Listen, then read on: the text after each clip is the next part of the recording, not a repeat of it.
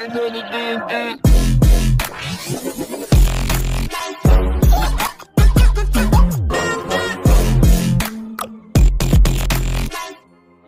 Muhammad Zukri Arsyad, NIRM 0205190051.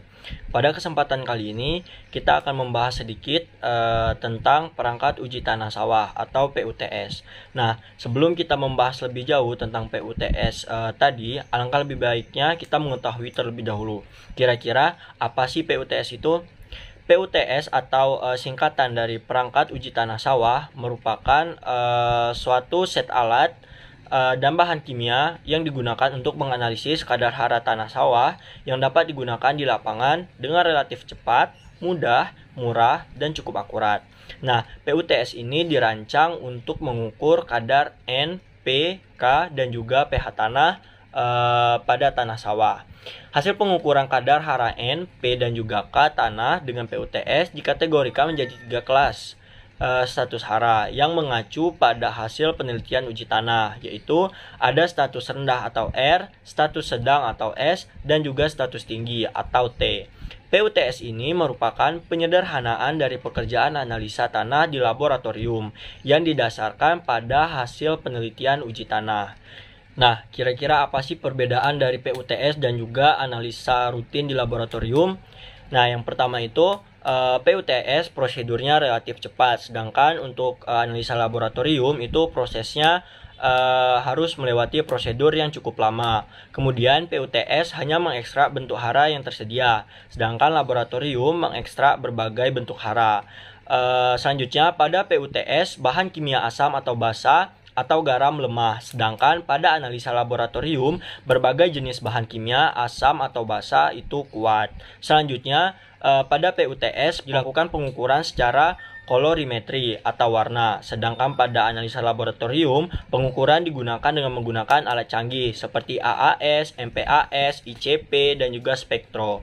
Selanjutnya pada PUTS angka kualitatif ketelitian lebih rendah, sedangkan pada analisa laboratorium angka kuantitatif ketelitian tergolong tinggi. Selanjutnya, dalam satu paket kemasan PUTS ini terdiri dari yang pertama ada satu set larutan ekstraksi untuk penetapan N, P, K, dan juga pH tanah. Yang kedua ada peralatan pendukung. Yang ketiga ada bagan warna N, P, K, dan juga pH tanah. Yang keempat ada bagan warna daun atau BWD, serta yang kelima ada buku petunjuk penggunaan dari PUTS itu sendiri. Nah, PUTS ini dapat digunakan untuk analisa contoh tanah sebanyak kurang lebih 50 sampel. Dan jika dirawat dan ditutup dengan rapat segera setelah dipergunakan, maka masa kadaluarsa atau masa simpan bahan kimia yang ada di dalam PUTS ini dapat bertahan berkisar 1 sampai dengan 1,5 tahun dari pertama kali kemasan PUTS dibuka. Nah, selanjutnya kira-kira mengapa sih sampai perlu adanya PUTS ini? Nah, untuk menjawab pertanyaan itu, mari sama-sama kita simak penjelasan berikut ini. Rekomendasi pemupukan berimbang harus didasarkan atas penilaian status dan dinamika hara dalam tanah serta kebutuhan tanaman agar pemupukan efektif dan efisien. Pemupukan berimbang tidak harus memberikan semua unsur makro atau mikro yang dibutuhkan, tetapi pemupukan yang seimbang adalah memberikan unsur hara yang jumlahnya tidak cukup tersedia untuk tanaman. Penambahan hara yang sudah cukup tersedia justru akan menyebabkan masalah pencemaran lingkungan, tanah, dan juga perairan. Terlebih-lebih lagi apabila status hara tanah sudah sangat tinggi. Sebagai contoh, pemupukan P terus-menerus pada sawah intensifikasi menyebabkan kejenuhan P dan ketidakseimbangan hara di dalam tanah. Pemupukan P tidak lagi memberikan peningkatan hasil tanaman yang nyata. Efisiensi pemupukan menjadi rendah, dan kemungkinan unsur hara lain seperti seng menjadi tidak tersedia. Selanjutnya, penerapan pemupukan berimbang berdasar pada uji tanah memerlukan data analisa tanah. Di sisi lain, daya jangkau atau aksesibilitas pengguna, penyuluh, dan petani untuk menganalisis contoh tanah rendah karena yang pertama, biaya analisa tanah relatif mahal. Kedua, laboratorium uji tanah di sekitar wilayah pertanian masih sangat terbatas. Dan yang ketiga, sosialisasi yang belum menyeluruh ke tingkat pengguna. Hal ini menyebabkan rekomendasi pupuk untuk padi sawah masih bersifat umum dan seragam untuk seluruh Indonesia, sehingga tidak menyesuaikan dengan kondisi tanah sawah yang ada. Nah, untuk mengatasi kesenjangan penerapan teknologi pemupukan berimbang ini, Balai Penelitian Tanah telah membuat satu perangkat alat bantu yang digunakan untuk menentukan kandungan atau status hara tanah yang dapat dikerjakan di lapangan disertai dengan rekomendasi pupuknya. Alat bantu ini selanjutnya dinamakan Perangkat Uji Tanah Sawah atau PUTS. Selanjutnya, kira-kira siapa sih yang menggunakan PUTS ini? Nah, PUTS ini dapat dioperasikan atau digunakan oleh penyuluh pertanian atau petani terlatih. Dosis pupuk untuk padi sawah lebih tepat dan efisien, dan penerapannya dapat menjangkau wilayah yang luas. Bagi petani, penggunaan PUTS ini dapat meningkatkan efisiensi penggunaan pupuk dan menambah keuntungan secara ekonomi. Dari sisi lingkungan, pemakaian pupuk yang tepat dan efisien dapat menekan pencemaran lingkungan dari badan air atau nitrat dan dalam tanah atau logam berat dari pupuk. Penerapan pemupukan berimbang berdasarkan uji tanah dengan PUTS dapat menghemat pemakaian pupuk secara nasional dan devisa negara. Pada umumnya, PUTS ini digunakan untuk tanah di lahan sawah dengan melakukan prosedur sesuai dengan petunjuk yang sudah diberikan. PUTS ini dapat kita gunakan pada saat kita ingin mengukur kadar N, P, K, dan juga pH tanah sawah secara semi kuantitatif. Selanjutnya, kita masuk ke bagaimana sih cara penggunaan dari PUTS ini sendiri. Nah, prinsip yang digunakan untuk menyusun PUTS ini adalah dapat mengukur hara N, P, dan juga K tanah yang terdapat di dalam tanah. Bentuk hara tersedia menggambarkan suatu indeks ketersediaan hara yang terdapat dalam larutan tanah dan dapat dengan mudah diambil atau diserap oleh tanaman. Bentuk hara inilah yang diukur di laboratorium maupun dengan menggunakan PUTS. Kadar hara dalam tanah ditentukan dengan cara mengekstrak hara yang tersedia dari tanah dan kemudian mengukur kadar hara yang terekstrak tersebut. Oleh karena itu, reaksi atau bahan kimia yang digunakan dalam alat uji tanah pada umumnya terdiri atas larutan pengekstrak dan juga pembangkit warna. Bentuk hara yang diekstrak dengan PUTS untuk nitrogen adalah NNO3 dan NNH4+. Untuk fosfat, bentuk ortofosfat yaitu PO43, HPO42, dan H2PO4. Dan untuk kalium adalah K+.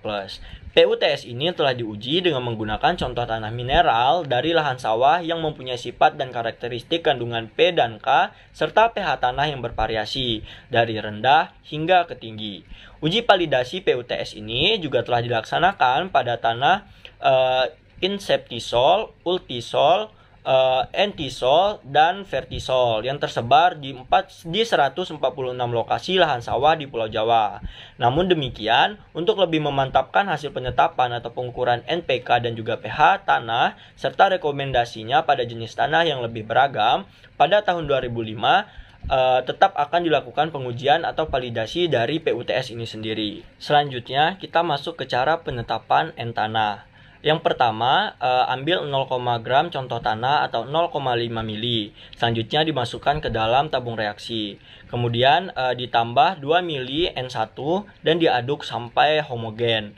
Selanjutnya ditambah 2 mili N2 dan dikocok sampai dengan rata. Selanjutnya ditambah 3 tetes N3 dan dikocok sampai rata. Kemudian ditambah 10 butir N4, dikocok sampai rata dan diamkan selama 10 menit. Selanjutnya, tentukan dosis pupuk urea dengan membandingkan warna yang muncul dengan bagan warna N. Berikut ini adalah rekomendasi pemupukan N yang tersedia. Selanjutnya, kita akan membahas tentang cara penetapan P tanah. Yang pertama, tambahkan 0,5 sendok contoh tanah uji atau 0,5 cm tanah yang diambil dengan sirine atau spet, kemudian dimasukkan ke tabung reaksi.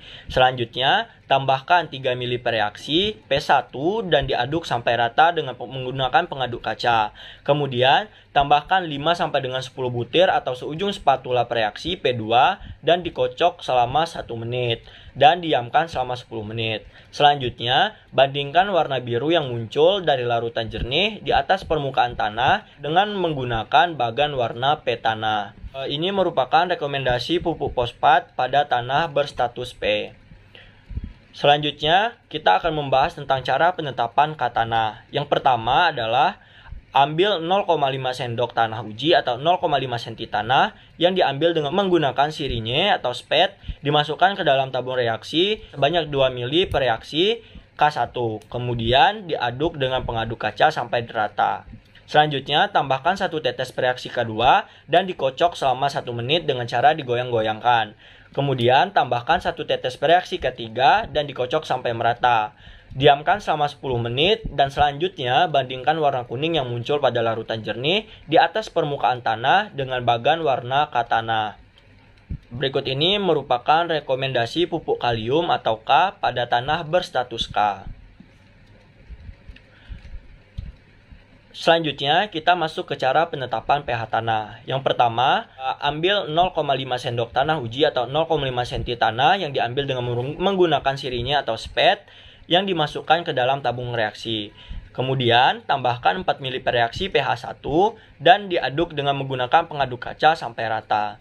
Selanjutnya, tambahkan 1-2 tetes indikator pewarna reaksi pH 2, kemudian dikocok sampai rata dengan digoyang-goyangkan. Dan diamkan selama 10 menit hingga suspensi, mengendap dan juga terbentuk warna pada cairan jernih di atas bagian permukaan tanah.